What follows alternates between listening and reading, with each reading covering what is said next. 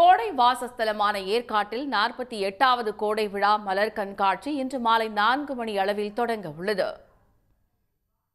சேலம் மாவட்டம் ஏற்காட்டில் மலர் கண்காட்சியை ஒட்டி 1.5 லட்சம் மலர்களை கொண்டு யானை, முயல், குதிரை உள்ளிட்ட வன விலங்குகளின் உருவங்கள் வடிவமைக்கும் பணி இறுதிக்கட்டத்தை எட்டியுள்ளது.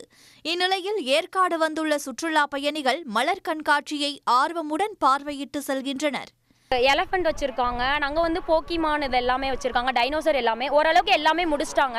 ஸோ எல்லாரும் வரணும்னு நினைச்சா நல்லா வந்து என்ஜாய் பண்ணலாம். நாங்க ஃபேமிலியோட வந்தோம், நல்லா என்ஜாய் பண்றோம். நாங்க ஏற்பாடுலாம் ரொம்ப பிரமாதமா இருக்கு, ரொம்ப அழகா இருக்கு, பார்க்க கண்ணுக்கு ரொம்ப குளிர்ச்சியா இருக்கு. ஊட்டி கொடைக்கானலோட இந்த ஏற்காடுலாம் நல்லா இருக்கு. ஸோ எல்லாம் விசிட் பண்ணிட்டு போகலாம் ஃபேமிலி சில்ட்ரன்ஸோட. அதேபோல அண்ணா பூங்காவில் அரிய வகை மலர்களை கொண்டு 25,000 வண்ண மலர் தொட்டிகள் வரிசைப்படுத்தப்பட உள்ளன.